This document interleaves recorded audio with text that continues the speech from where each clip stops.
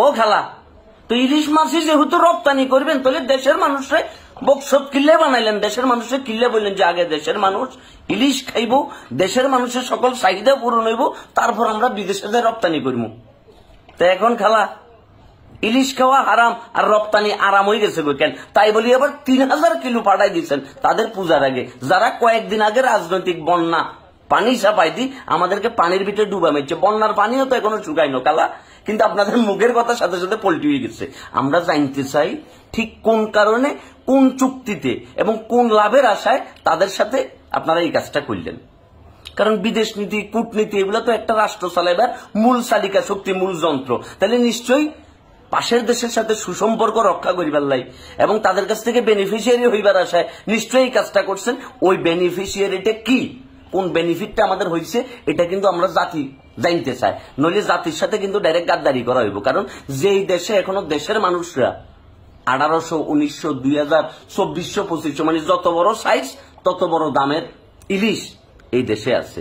হোক সেটা সিন্ডিকেট ব্যবসা, হোক তেলের দাম বেশি, হোক মাছ সমুদ্রে যাই কি মাছ ধরতে বেশি রিস্ক হয়, এই কারণে ইলিশের দাম বাড়ি গেছে। যে জায়গায় দেশের আপামর সাধারণ এখনো পর্যন্ত পৃথিবীর সবচেয়ে দুর্লভ মাছ, সুস্বাদু মাছ ইলিশটা খাইতে পারে নাই, সে জায়গায় আপনারা টনকে টন পাঠাই দিচ্ছেন। অবশ্য মাগনা পাঠাইতেছেন না, বুঝতেছি কি করতেছেন, রপ্তানি করতেছেন, বৈদেশিক মুদ্রা অর্জন করতেছেন। কিন্তু কয়েকদিন আগে যে সরি দিতে পারতাম না, এরকম যে বড় বড় গালবাজিটা করছেন, করি যে বাংলাদেশের জনগণরা খেপাই দিয়েছেন তাদের বিরুদ্ধে, এই যে এখন আপনারা ইলিশটা যে পাঠাইলেন, এখন বাংলাদেশের জনগণের মুখটা কোথায় থাকলো? আমি নিজেই তো বিষয়টা নিয়ে ট্রোল করছি, আমি নিজেই তো বিষয়টা নিয়ে কথাবার্তা বলছি। কারণ আমার কাছে মনে হয়েছে আমরা প্রতিবেশী দেশের সাথে অবশ্যই সুসম্পর্ক রাখবো। আগে দেশের মানুষ খাইব, তারপর প্রতিবেশীর মানুষ খাইব। আমরা খাই যদি বাসে, তারপরে আমরা রপ্তানি করি। এখন আমরাই খাইতে পারতেছি না, আমাদের চাহিদা মিটতেছে না, কিংবা আমাদের তৃপ্তি হইতেছে না, আমরা বাইরের দেশে পাঠাই লাভটা কি? বাইরের দেশে যে রপ্তানিটা করলেন, এখন দেশের মানুষ ইলিশ কি 300 টাকা কেজিতে খাইতেছে, হ্যাঁ, নাকি 2300 টাকা কেজিতে খাইতেছে? এই জিনিসটা এখানে ক্লিয়ার করিয়েন। যদি বাইরের দেশে পাঠাবেন না, এটা যদি পরিষ্কার স্টেটমেন্টে দিয়ে থাকেন, তাহলে জনগণের সাথে সুতিয়া করি মিথ্যা কথা কিনলে বললেন।